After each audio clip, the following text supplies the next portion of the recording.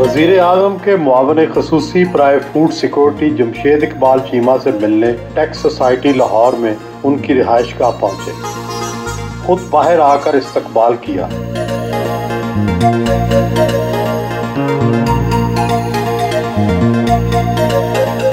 गक्खड़ मंडी के एक किसान के घर में पैदा होने वाला जमशेद चीमा आज वज़ीर आज़म का मुआवन ख़ुसूसी बराए फूड सिक्योरिटी है। ये कैसे हो गया? मैं बचपन से आप कह लें कि सेल्फ अपना डे ड्रीमर था। मैं एक बार चीज़ पढ़ लूँ तो रिप्रोड्यूस कर लेता हूँ, मुश्किल ना हो ज़्यादा तो नॉर्मली। मैं जब भी देखता था डे ड्रीमर तो थोड़ा सा ऊंची जगह खड़ा होकर बात कर रहा होता था, लोग थोड़ी नीची जगह खड़े होकर सुन रहे होते थे।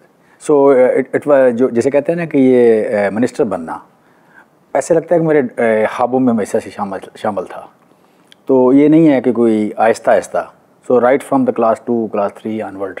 क्या दूसरी तीसरी जमात से ही ऐसे ख्वाब देखने लग पड़े थे? पहली जो स्पीच मैंने लिखी क्लास 2 में लिखी, और मुआशरे में चेंज की तब ज़्यादातर होती थी। University of engineering and technology में लेक्चरर रहे, लेकिन उसे इसलिए छोड़ दिया कि उसे अपने कैरियर की महराज नहीं समझते थे और फिर अपनी फर्म बनाकर अरबपति बन गए। ये कैसे किया? दोस्तों में बैठे हुए कभी भी मैंने ये नहीं वेट किया कि कोई बंदा मेरा बिल कोई दे, पहले जेब में हाथ में डालता हूँ अगर मेरी जेब में कुछ हो तो इसलिए फजूल खर्च था। तो यहाँ 3294 रुपये 17 में स्केल की तनख्वाह होती थी उस वक्त, 1988 की बात करता हूँ मैं। तो मैं जब लेक्चरर था तो मेरी 3294 रुपये तनख्वाह थी। तो 10 महीने मैंने काम किया तो मुझे बचा कुछ नहीं। मैं छुट्टी बाहर निकला तो मेरा जो हेड ऑफ़ द डिपार्टमेंट था, मेरा चेयरमैन, वो बाहर सनी कार थी उसकी सुरख, वो उसको सेल्फ मारा था, स्टार्ट नहीं हो रही थी। तो मैंने सोचा जब मैं PhD करके तो चेयरमैन डिपार्टमेंट का बनूंगा तो मेरे पास भी पुरानी सनी कार होगी जो स्टार्ट नहीं होगी, तो ये करने वाला काम नहीं है। तो मैंने नेक्स्ट डे छोड़ दिया। सो प्राइवेट सेक्टर में चला गया। सो प्राइवेट सेक्टर में मैंने बड़ी तेज़ी से तरक्की की। मैंने 10 साल जॉब की, 10 साल में टॉप पे पहुंच गया, बल्कि 7 साल में मैं टॉप पे पहुंच गया। तो टॉप पे पहुंच के तो फिर वहाँ पे उस वक्त तनख्वाह होती थी तकरीबन कोई 8000 रुपये 17 में स्केल की, जब मैं प्राइवेट जॉब करता था। तो मेरी थी 1.5 लाख रुपया। 7 साल में 4 साल एशिया का बेस्ट मैनेजर डिक्लेयर हुआ मल्टीनेशनल में। दूसरा ये था कंपनी अमेरिकन थी, तो को $2.5 लाख उन्होंने यहाँ खर्च किया। हम उनको प्रॉफिट दे रहे थे $7 मिलियन। वो $2.5 लाख की कंपनी बनी और $7 मिलियन प्रॉफिट दे रहे थे। तो वो कहते थे आपके रेशोज़ ठीक नहीं है, इसको फर्दर इंप्रूव होना चाहिए। तो मेरा ख्याल था कि आप यहाँ इन्वेस्ट करें। तो दे वर नॉट रेडी। उन्होंने कहा ये मुल्क ठीक नहीं है। मैंने कहा अगर मुल्क ठीक नहीं तो आप जाएँ फिर यहाँ से। बांड जब पूरा हुआ तो मैंने छोड़ दी, छोड़ के अपनी कंपनी शुरू की। बस बाकी अल्लाह का फजल। फिर अपनी कंपनी बनाई? ये अपनी कंपनी बनाई, 1 2 3 4 5 जो भी आप कह लें। मैं अपना microfinance bank, it was mine. So वो मैंने छोड़ दिया, बेच दिया। ज़मीनें ली, आप कह लें कि डेयरी फार्म बनाए, ठीक है। सो एवरीथिंग इज़ देयर अल्हम्दुलिल्लाह। PTI ज़िंदगी की पहली सियासी जमात थी जिसको आपने ज्वाइन किया। कुछ अरसे बाद आपकी बेगम साहबा ने भी इसे ज्वाइन कर लिया। PTI में क्या ख़ास चीज़ थी जो आपको पसंद आई? PTI basically it was due to Imran Khan. मैं जब हॉस्टल में रहता था तो वहाँ अखबार पढ़ने, गाँव में तो अखबार नहीं जाता था, हॉस्टल में अखबार पढ़ते थे। तो उन दिनों इंडिया का दौरा था, पाकिस्तानी जो है ना टीम जा रही थी इंडिया में। तो इमरान खान साहब का तकरीबन रोज़ाना बयान आता था। तो वो बयान जो पढ़ता था मैं कि मैं इंडिया को इंडिया में हराऊंगा, फिर वर्ल्ड कप बयान आ गया, फिर उनका आ गया कि हम वेस्ट इंडीज़ को वेस्ट इंडीज़ में हराएंगे। अच्छा, वो आप करें इंडिया में जीत गए। सो वो मैं समझता हूँ कि मैं जब गौर करता हूँ कि आया कहाँ से, तो वो जो खान साहब का था ना, अपने ख्वाब को या अपने टारगेट को पब्लिकली अनाउंस कर दो, फिर उसके लिए एफर्ट करो, फिर अचीव करो। तो मैंने वो जो आप 1982 में अखबार में पढ़ता था रोज़ाना इनकी खबर एक, तो मैं समझता हूँ कि उस बात का रोल है। मैंने पूरी ज़िंदगी हर बात को, अभी भी एग्रीकल्चर में जो कुछ मैं कह रहा हूँ, तो लोग बाज़ बात शुरू में लोग बिलीव नहीं करते थे, अब लोग बिलीव करना शुरू हुए, अब सपोर्ट मिलना भी शुरू हो गई, ठीक है, अब अचीव भी हो जाएगा। ये मैं कह रहा हूँ कि मैं 70% 7 ईयर्स में 70% प्रोडक्शन ज़्यादा करूँगा पाकिस्तान की ज़राअत में। अब जो तरक्की 1.5%, 2%, 2.5% हो रही है, तो मैं कह रहा हूँ कि 10 सालों में 7 सालों में 70% ग्रो करूँगा। तो ये एक बिल्कुल फिनोमिनल सा या एक अनयूजुअल सा टारगेट है, रेवोल्यूशनरी सी बात है। Special assistant to prime minister बने 3 से 4 माह हो गए। इस अरसे में क्या कारनामे सर अंजाम दिए? हर लेवल की जो आप कह लें एलीट है, उसको मैंने सेंसिटाइज कर दिया है कि आपके मुल्क का सबसे बड़ा चैलेंज जो है वो फूड सिक्योरिटी है। सो हमने पहले जो कैलकुलेट की है कि आपकी फूड, फीड एंड फाइबर, इन तीनों में ज़रूरत क्या है। सो इस वक्त आप कह लें कि हम दुनिया में कोई एवरेज से 38% कम खा रहे हैं।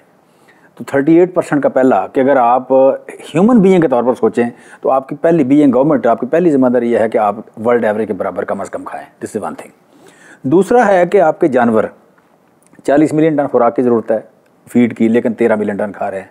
अब आप खुद भी अंडर नरिश्ड हैं, आपका जानवर भी अंडर नरिश्ड है। तीसरा है कि आपकी टेक्सटाइल को 15 मिलियन बेल की ज़रूरत है, आपकी प्रोडक्शन 6 मिलियन बेल है। सो आपके लिए वहाँ भी हम डेफिसिट हैं। सो इसको आप कह लें कि इसको अचीव करने के लिए करना क्या है, तरीक़ाकार क्या है, वो डायरेक्शन सीधी कर दिया है। सो सेंसिटाइज करना, सोसाइटी से सपोर्ट लेना और फिर डायरेक्शन सीधी करना, ये 2 काम मैंने कर लिए।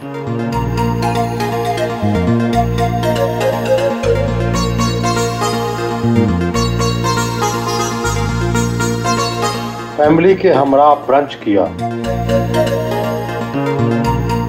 चीमा साहब और आप दोनों सियासत में हैं। आप माशाल्लाह पंजाब में अपना रोल अदा कर रही हैं, रुकने असम्बली हैं। चीमा साहब SAPM हैं, तो दोनों सियासत में हैं, तो घर को कौन लुक आफ्टर करता है? मेरा ये मानना है कि अगर हम फॉर इंस्टेंस कि अगर हम बाहर की जितनी मर्ज़ी अचीवमेंट ले लें, अगर हमारे बच्चे और घर सफ़र करता है तो औरत के लिए ये बहुत एक मेरा ख्याल है कि बिल्कुल भी हाउ टू से कि ये एक्सेप्टेबल नहीं होना चाहिए अपने लिए, अपनी ज़ात के लिए। तो मैं कोशिश पूरी करती हूँ, लेकिन फिर भी 24/7 जो ख़वातीन घर पे अवेलेबल हैं उसका तो नहीं है, लेकिन घर को मैनेज करना, बच्चों को देखना, ध्यान देना, उस चीज़ के लिए फिर मुझे थोड़ी सख्ती ज़्यादा करनी पड़ती है। पॉलिटिक्स में कितना आपस मिल के चलते हैं और कितना अलग अलग आज़ादाना काम करते हैं? पॉलिटिक्स में इंटायरली हमारी दोनों की समटाइम्स एक ही सिचुएशन के ऊपर या कुछ इंडिविजुअल्स के ऊपर बिल्कुल अपोजिट राय होती है। मैंने हमेशा कुछ लोगों के बारे में हमारी ओपिनियन मतलब काफ़ी साल लगे जमशेद को उस कंक्लूजन तक पहुंचने में। बाद में आप वाली राय इनकी हो गई, पहले आपकी राय थी फिर इनकी राय। वो मेरी राय नहीं, वो पार्टी के बहुत सारे लोगों की राय वही हुई जो मेरे से मुझे कन्विंस करने की कोशिश करते थे। बड़ी हार्ड टॉक्स होती थी, बहुत दफ़ा ऐसे हुआ। तो मेरा ये कि मेरी जब ओपिनियन एक दफ़ा किसी के बारे में जो भी राय कायम हो जाए, मैं उसको कभी चेंज नहीं करती। हाँ, ये ज़रूर है कि घर में फड्डा करने की बजाय मैं उसमें कहती हूँ कि leave it on time, time will prove. Working कितनी इकट्ठी होती है और कितनी आज़ादाना होती है। जब मुझे पार्टी ने अलग से ओहदा दिया, और ये बहुत जब हमने पार्टी ज्वाइन की थी कोई शुरू के 6 माह के बाद ही, तो तब से फिर मैं अपनी इंडिपेंडेंट पॉलिटिक्स भी मैंने की है, और जो कंस्टिट्यूंसी की पॉलिटिक्स है वो मेरी चीमा साहब के साथ होती है। तहरीक इंसाफ में आप पहले गए या चीमा साहब पहले गए? इन्होंने पहले ज्वाइन की थी, मैंने इनके बाद की थी। आपकी शादी जो है ये कैसे हुई, किसने किसको पसंद किया, और क्या इसे सियासी शादी कह सकते हैं? हाँ, बिल्कुल नहीं। पॉलिटिक्स में चीमा साहब भी बाद में आए। हमारी यहाँ हमने एक दूसरे को पसंद पहले किया, तो पार्टी से तो कोई मेरा दूर का लेना देना ही नहीं था। तो पसंद ये है कि चीमा साहब ने मुझे प्रपोज़ किया। हम एक दफ़ा मिले खाली, और इट वाज लंच, और उसके बाद दूसरी मीटिंग में ही प्रपोज्ड मी, और ऑफ कोर्स मुझे भी ये उतने ही अच्छे लगे। आई एक्सेप्टेड, और फिर उसके बाद हमने चट मंगनी पट व्याम, मंगनी तो हुई नहीं, बस हमारी शादी हो गई। तो हाँ, फैमिलीज़ को कन्विंस किया, और स्पेशली मेरा ये था शादी की एक ही सिर्फ शर्त थी कि अगर पेरेंट्स मानेंगे तब, तो वो हमने मना लिया जैसे भी। लड़ाई किन बातों पर होती है? गुस्सा कौन ज़्यादा करता है? गुस्सा मुझे ज़्यादा आता है, और अगर शाउट करने की नौबत आए तो मैं ही करती हूँ। और ये ऐसे लग रहा है जैसे मुझे कन्फेस करना है इस इंटरव्यू में हर चीज़। और सुलह में भी ज़्यादातर पहल ये करते हैं, लेकिन अब मैंने भी सीख लिया कि सुलह मुझे भी करनी होती है, मैं कर लेती हूँ। चीमा साहब गवाही देते हैं आप। ज़्यादातर तो पापा ही मांगते हैं। हाँ ना, तो मैंने बोला है ना यही। एक दूसरे की पसंद का ख्याल किस तरह रखते हैं? इस चीज़ में हम दोनों खुशकिस्मत हैं कि हम एक दूसरे की लाइक्स और डिसलाइक्स को ऑनर करते हैं। पॉलिटिकल डिफरेंसेस भी होते हैं आपस में? बहुत ज़्यादा, टू मच। तो उसका क्या हल निकालते हैं? डिस्कशन? यस, छोड़ देते हैं, फिर बाद में डिस्कशन होती रहती है, चलती रहती है। हम लोग उसमें लड़ाई नहीं होती, हमारी कन्विंसिंग होती है। जिसकी हो जाए नहीं हो तो नो प्रॉब्लम। मेरा अपना मौक़िफ़ है, इनका अपना।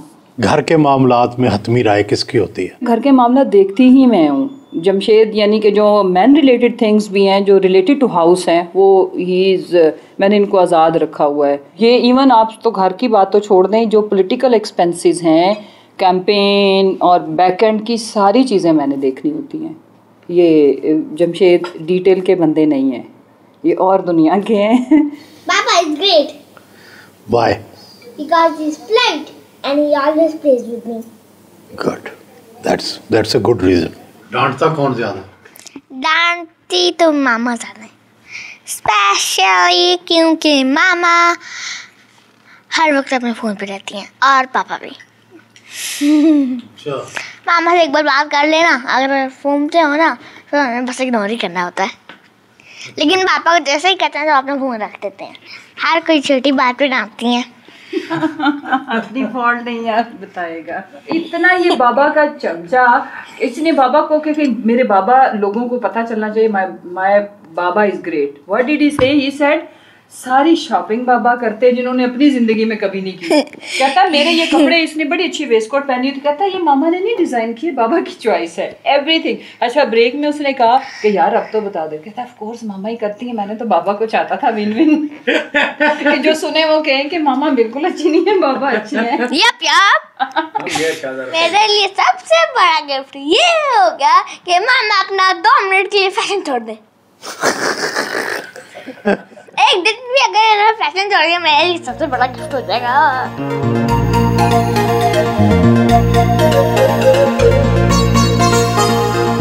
घर से रवाना हुए।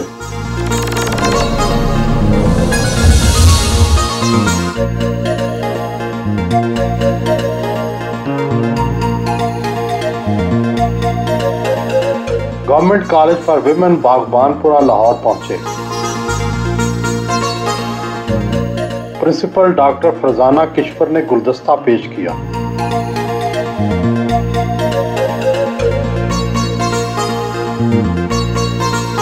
डॉक्टर फरजाना किश्वर ने ब्रीफिंग दी।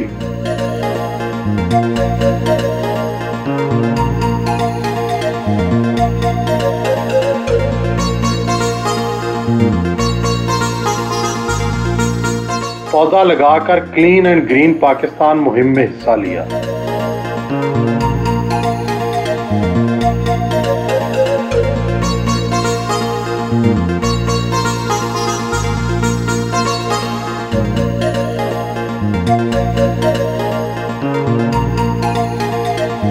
इस वक्त मूसलाधार मींह बरस रहा है। इस बारिश का फसलों को फायदा होगा या नुकसान? जी, बारिश का कभी भी फसलों को नुकसान नहीं होता। पाकिस्तान की जियोग्राफी है 22 करोड़ एकड़। अब अगर पानी हम पंप करें 3 इंच तो तकरीबन 1000 रुपये एकड़ का लगता है। सो इसका मतलब है कि अगर एक जो बारिश है 3 इंच की पूरे पाकिस्तान में हो तो ये 220 अरब रुपये की बारिश। सो वो पूरे आपके सिस्टम को, जैसे या एनवायरनमेंट को वो या क्लाइमेट को कंट्रीब्यूट करता है।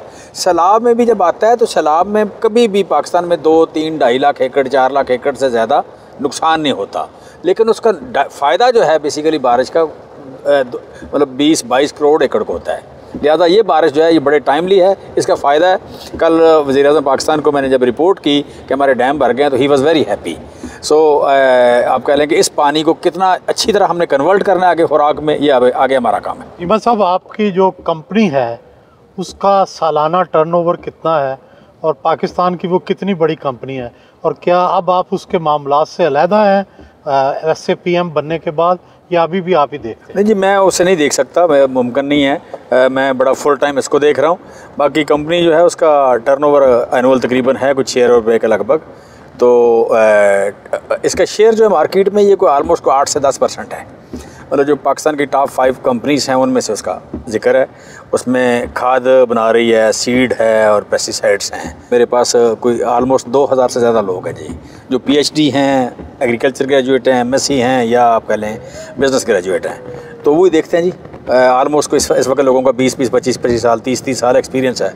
सो दे डोंट नीड मी। आपकी माहाना आमदनी कितनी हो जाती है और क्या SAPM की तनख्वाह और मराहत क्या क्या है? मेरी माहाना आमदन जो है वो तो नहीं है जी कि साल में प्रॉफिट होता है।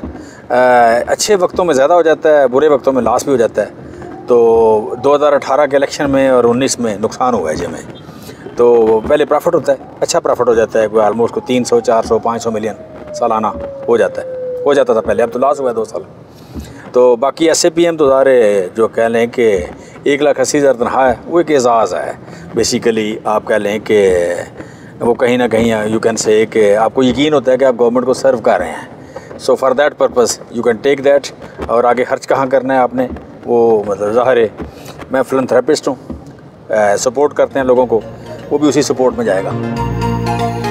बागबानपुरा बाजार आए। साबिक MNA मियाँ उमर हयात के बेटे मियाँ खिजर हयात ने इस्तकबाल किया।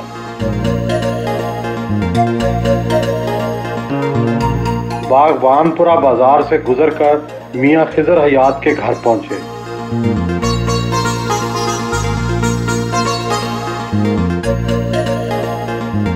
उनके एजाज में पुरतकल्लफ जोराने का एहतमाम किया गया। जोराने में PTI की मकामी क़यादत को भी मदऊ किया गया। ग्रुप फोटो बनाई।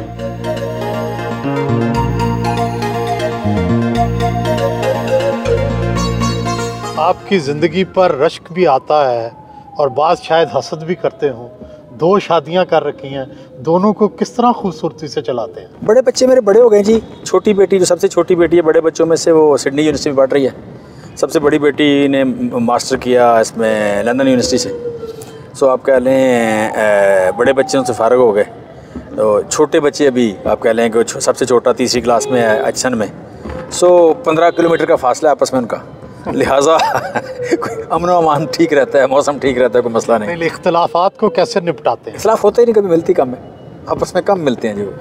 आप मुश्तरक चीज़ें, आप पर तो इख्तलाफ होता होगा। नहीं है, ठीक है, फेयरनेस, इट्स ए फेयरनेस। होता भी होगा तो आई डोंट केयर, के मतलब केयर कम करता हूँ मैं। अगर वो इख्तलाफ को सेटल करने बैठते तो नुकसान ज़्यादा होगा, लिहाजा वो सेटल नहीं करते तो अल्टीमेटली पुरअमन हो जाता है माहौल। यूनियन कौंसिल 128 पहुँचे। PTI के कारकुन हाफिज शान अली मलिक ने इस्तकबाल किया। घोड़े का रक्स पेश किया गया।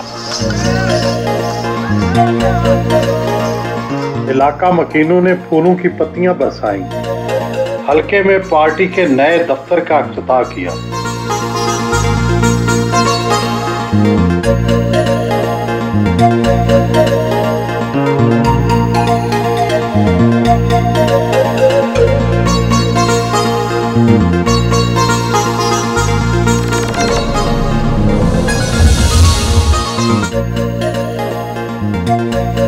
सियासत में झूठ बोलना पड़ता है। आप कितना मसरत से काम लेते हैं? मैं ये सच बोलता हूँ या नहीं बोलता? दुनिया में सबसे खूबसूरत जगह कौन सी लगी? कैलिफोर्निया में सेंट लुइस, वो मुझे सबसे खूबसूरत लगा। लेकिन मैंने पाकिस्तान जितना खूबसूरत, इतना बड़ा खिता कहीं नहीं देखा। क्या ख़ास चीज़ वहाँ? बेसिकली खूबसूरती 3 चीज़ों में है, बुलंदी, पानी और ग्रीनरी। और जहाँ इन 3 चीज़ों का कम्बिनेशन होता है वो खूबसूरती है। फिर साथ अगर वेदर अच्छा हो, मसलन आप लंकावी जाएं तो लंकावी में समुंदर है, साथ छोटी पहाड़ियाँ, उसके ऊपर पौधे हैं। So it's one of the most beautiful in the you can say this in Malaysia. दुनिया में सबसे ज़्यादा खूबसूरत लोग किस इलाके के हैं? मुझे तुर्की के लोग लगे, फिर रशियन जो स्टेट्स हैं, जैसे कोकाफ कहते हैं पुराना, रशियन कुछ स्टेट्स के लोग बहुत खूबसूरत हैं, शायद सबसे खूबसूरत। क्या ख़ास बात है उनमें? 4-5 चीज़ें कह लो, स्किन, कलर, आँखें और तनासब।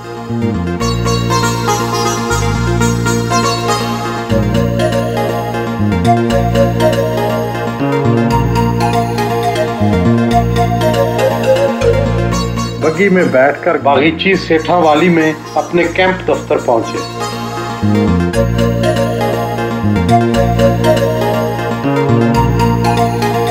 लोगों के मसाइल सुने।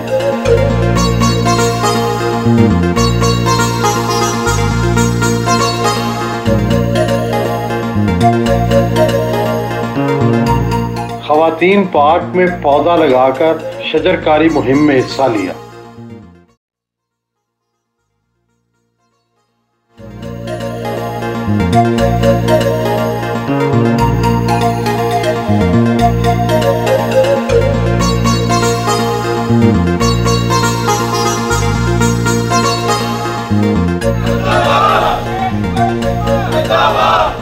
रेलवे कॉलोनी यूनियन कौंसिल 119 में साबिक नाज़िम चौधरी रिजवान यूसुफ और चौधरी सलीम के डेरे पर आए। गुलपाशी के साथ पुरतपाक इस्तकबाल किया गया।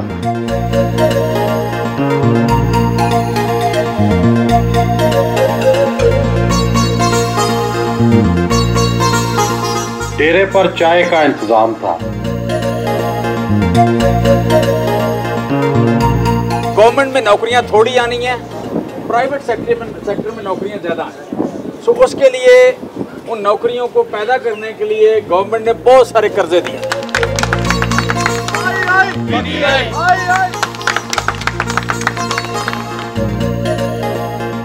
अगर किसी शख्स का जायज़ा लेना हो तो उसकी किन आदात का बगौर मुतालिया करके उस शख्स के बारे में राय कायम करते हैं? सच्ची बात है, अब तो मुंह खोलते पता चल जाता है उसके IQ का, उसकी कैपेसिटी का, उसकी नेचर का तकरीबन पता चल जाता है। मैंने 26 साल की उम्र में इंटरव्यू करना शुरू किए। सो मैंने तकरीबन 10,000 इंटरव्यू किए हैं जॉब के लिए।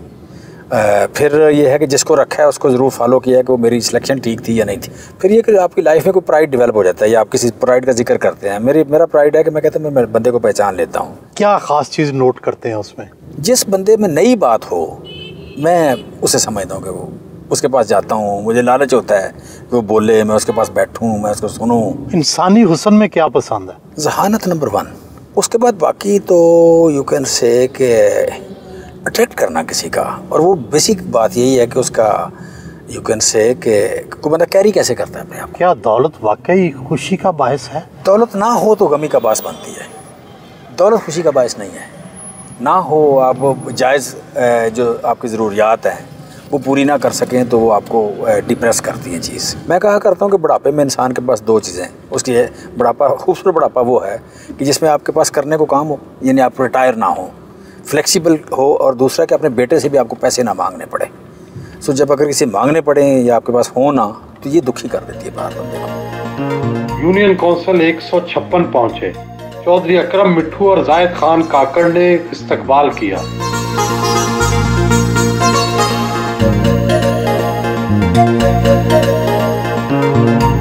चीमा साहब, आपका बहुत शुक्रिया कि आपने हमारे लिए टाइम निकाला।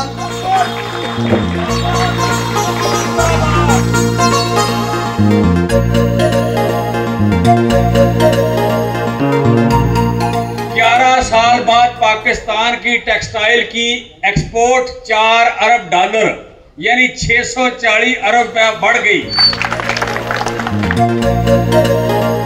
नया सावाड़ी रोड का इफ्तिताह किया।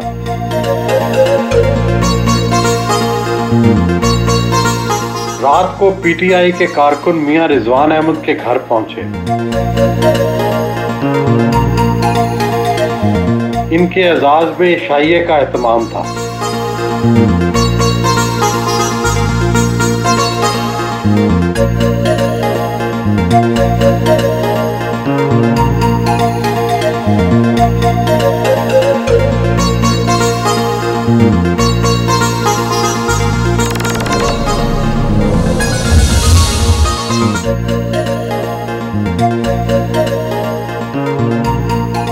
जिस मुल्क में आटा और चीनी ही कामयाब हों, उस मुल्क में फूड सिक्योरिटी की क्या बात की जाए?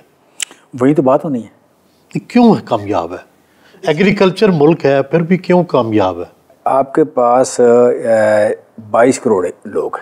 सो हमारे यहाँ आप कह लें कि एक तो पैसे बढ़ रहे हैं, डेफिनेटली इनकम बढ़ रही है लोगों की, और दूसरा यह है कि 2.2% के हिसाब से आबादी बढ़ रही है। इन दोनों को अगर इकट्ठा करें तो यू कैन से कि आपकी जो डिमांड है इसकी खुराक की, वो अराउंड 5% 6% बढ़ रही है। दुनिया में अगर पिछले 40 साल देखें, फिर उससे पिछले 40 साल देखें, तो ग्रेन की जो प्रोडक्शन बढ़ रही है सालाना, वो 1.5% बढ़ रही है। 1.5%। आबादी दुनिया की बढ़ रही है 1%। सो ग्रेन बढ़ रहे हैं। लिहाजा इससे जिसे कहते हैं ना, एक रेवोल्यूशनरी स्टेप या एक क्वांटम जंप की जो ज़रूरत थी वो नहीं किया गया।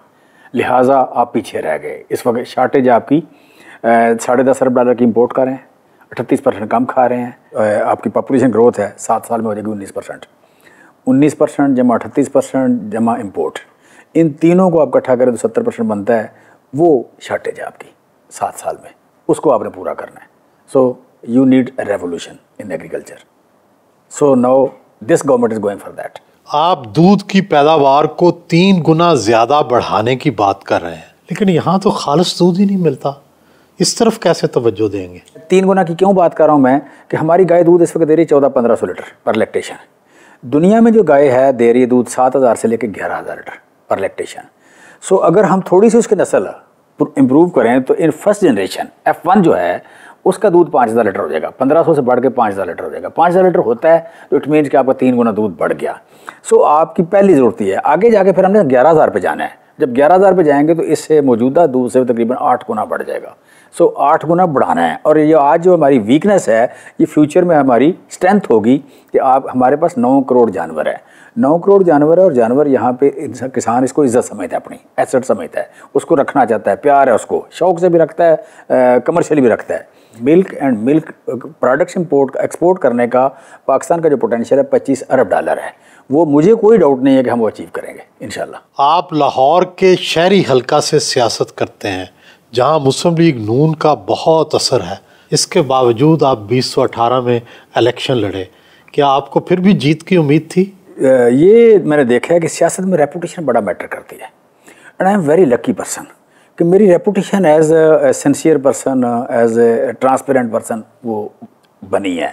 फिर ये कि मैं ग्राउंड लेवल का, ग्रास लेवल का वर्कर हूँ, तो इस तरह के वर्कर जो हैं वो मोर्चे कर जाते हैं। सो मुझे उम्मीद थी कि मैं मोर्चा कर जाऊँगा। फिर ये है कि मैं सच्ची बात है मरियम बीबी को हराना ज़्यादा आसान समझता था कि जिस तरह आप कह लें कि उनके हिस्से में बदनामी आई, नवाज शरीफ साहब के हिस्से में जब वो डिस्क्वालीफाई हुए तो उसके बाद जो चीज़ें तकब्बर और एक टकराव की सूरत हाल, अपनी गलती ना मानने का जो कंसेप्ट है, तो मुझे इसमें ज़्यादा उम्मीद थी कि मैं जीतूँगा। वो तो बेसिकली बाद में जो हुआ कि हमारा इलेक्शन तो बेसिकली सुप्रीम कोर्ट के साथ ही हो गया।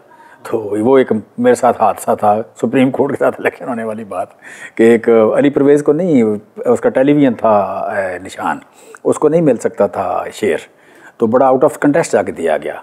सो मैं समझता हूँ कि हमारे लिए मेन सेटबैक तो वो था। मरियम के साथ हम बिल्कुल अपसेट कर सकते थे। वज़ीर आज़म इमरान खान का पाकिस्तान की दीगर क़यादत से किस तरह तकाबुल करेंगे? पहला अगर बड़ा रिफॉर्मिस्ट देखें तो अयूब खान, अगर अयूब खान की आप डायरीज़ पढ़ें तो बड़ी इंटरेस्टिंग है कि वो हर रोज़ 2 बातें ज़रूर करता है। एक कहीं ना कहीं इकनॉमिक डेवलपमेंट की, दूसरा जो उनकी मुस्लिम लीग उन्होंने सो कार्ड बनाई थी उसके इम्प्रूवमेंट करने की बात करते। लेकिन जो आप कह लें कि इम्बैलेंस नज़र आया, वो मुझे नज़र आया कि अयूब खान का जेन्युइन ये राय थी कि ये हज़ारा और पिंडी, ये 2 डिवीज़न जो हैं, यहाँ के लोगों के कद लंबे हैं, बड़े हेल्दी हैं, बड़े मेहनती हैं, तो फ़ौज में असल में ये लोग होने चाहिए। मतलब वो लोगों, इंसानों को इन्फीरियर और सुपीरियर की नज़र से देखते थे। और मैं समझता हूँ एक बहुत बड़ा हादसा था जिसकी वजह से बांग्लादेश हमसे अलहदा हुआ। बंगालियों को वो समझते चूँ चूँ करते हैं, ये बाकायदा लिखते हैं वो कि ये चूँ चूँ करते हैं, ये मतलब जो सब ह्यूमन वाली बात जैसे होती है ना कि एक लो क्वालिटी के ह्यूमन, उस तरह की बात है। सो फिर पॉलिटिकल पार्टीज़ के बारे में उनकी राय बड़ी अजीब थी। उसके बाद आते हैं भुट्टो साहब। भुट्टो साहब मतलब लोग तकाबला करते हैं, कंपैरिजन करते हैं इमरान खान का भुट्टो को। मैं कहता हूँ इमरान खान भुट्टो नहीं है, इमरान खान भुट्टो से ऑल टुगेदर डिफरेंट आदमी है। भुट्टो में अगर देखें तो भुट्टो एक तो खारजा पॉलिसी की बात, हिस्ट्री में ना रहने की बात, कोशिश करना एक, लेकिन इतना इम्बैलेंस आदमी कि जिसने आप कह लें कि जो ज़राअत है, ज़राअत आपको इनिशियल एक देती है, स्ट्रेंथ देती है। भुट्टो सर्विसेज और इंडस्ट्री दोनों को मिस करते थे, उनको इकनॉमिक्स का पता नहीं था। जिस बंदे को इकनॉमिक्स का नहीं पता, वो जितने भी बड़े लीडर थे, वो मौजे तोंग थे या भुट्टो थे या कोई भी और था, उनका नाम हिस्ट्री में पॉपुलैरिटी के पॉइंट ऑफ से लिया जा सकता है, लेकिन अच्छे स्टेट्समैन के तौर पर नहीं लिया जा सकता है। उसके बाद जुनेजो आए, इसके बाद भुट्टो के बाद जुनेजो ज़मींदारा और एक आप कह लें कि सिंधी ज़्यादा कंपैरिजन। फिर नवाज शरीफ आए। नवाज शरीफ साहब का बड़ा ही अनफॉर्चुनेट था, सच्ची बात है कि कभी कोई आप कह लें घर का सरबराह चोरी नहीं करता अपने घर में। घर का सरबराह जो है वो बिज़नेस नहीं करता।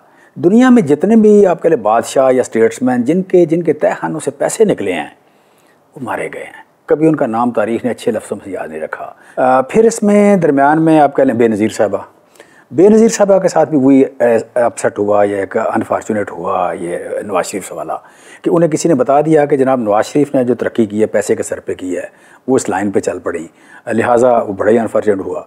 इमरान खान इस हिस्ट्री का, पाकिस्तान की हिस्ट्री का सबसे ज़्यादा मुतवाज़न लीडर है। 4 शोबे जिस पे इमरान खान वीकली मीटिंग लेते हैं वो कौन से हैं? FBR है, हाउसिंग है, पावर है और फूड है। मतलब सिरा पकड़ के जो चलने की सलाहियत इमरान खान में है वो किसी में भी नहीं थी। भूख के आलमी इंडेक्स में पाकिस्तान 94 नंबर पर है। इस हालत में कैसे बेहतरी लाएंगे? भूख के मेरे 4 इंडिकेटर हैं: अवेलेबिलिटी, अफोर्डेबिलिटी, सेफ्टी और डिस्ट्रीब्यूशन। पाकिस्तान दुनिया के जो 12 मुल्क आते हैं, जो इन चारों पैरामीटर पूरे होते हैं, वो 12 हैं, उनमें पाकिस्तान शामिल है। लिहाजा जो इशू था पुराना वो ये था कि जी हम एक बड़ी ज़री मुल्क हैं, हम खुद कफील हैं वगैरह वगैरह, वो बिल्कुल झूठ था। वो बिल्कुल आप कह लें कि उनको पता ही नहीं था, इदराक नहीं था। इमरान खान पहले लीडर जिनको इदराक है। इदराक के बाद बाकी हमारे पास सिर्फ 5.5 करोड़ एकड़ ज़मीन आबाद है, 22 करोड़ एकड़ है हमारे पास। हम यहाँ पे कोई 15-16 करोड़ एकड़ आबाद कर सकते हैं। हमारे पास सिर्फ हम 10% पानी स्टोर करते हैं, बल्कि 9% पानी स्टोर करते हैं। इस रजीम में 20% कर लेंगे। हम इस वक्त सिर्फ 735 डैम हमने छोटे बड़े बलूचिस्तान में बनाए हैं, 5000 के करीब हमने कबायली इलाका जात में बनाए हैं, बड़े डैम 10 बन रहे हैं, नहरों का सिस्टम नया निकल रहा है। हम 14-15 करोड़ एकड़ ज़मीन आबाद कर लेंगे। जहाँ घास उग सकती है घास उगाएंगे, जहाँ फॉरेस्ट उग सकता है फॉरेस्ट उगाएंगे, यहाँ पे जहाँ फसल हो सकती है फसल, जहाँ पे फलदार पौधे वो उगाएंगे, जहाँ फ़िश फार्म बन सकता है वहाँ फ़िश फार्म बनाएंगे। हम इस मुल्क की 22 करोड़ एकड़ ज़मीन जो है उसे यूटिलाइज़ करने जा रहे हैं। सर मैंने दुनिया में नालायकी की हद नहीं देखी और मैंने लोगों के लायक होने की भी हद नहीं देखी। इस मुल्क में नालायकी की हद भी रही है और अब काबिलियत की हद भी आप देखेंगे।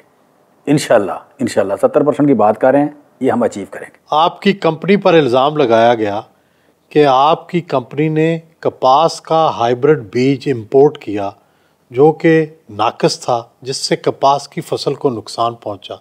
ये इल्ज़ाम कितना सही है? बेसिक ये है कि हमने जी कभी सीड इंपोर्ट नहीं किया, never ever in the history. दूसरी बात ये है कि इसमें शायद बीटी लिखा हुआ है, बीटी कभी नहीं किया।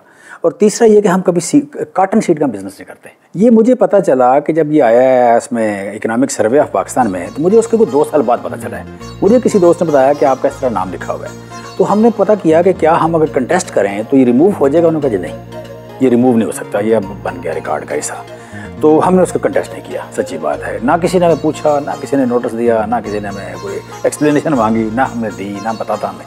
ये जो फिगर लिखी हुई है कोई 10,000 एकड़, 10,000 एकड़ का अगर बिज़नेस करें भी तो 70 लाख रुपए का बनता है। मेरा उस साल बिज़नेस 5 अरब रुपए का बिज़नेस है। 5 अरब का अगर आप लीगल बिज़नेस कर रहे हैं तो 70 करोड़ का अपना 70 लाख का आप इलीगल करें, बड़ी आप कह लें कि अजीब सी बात है।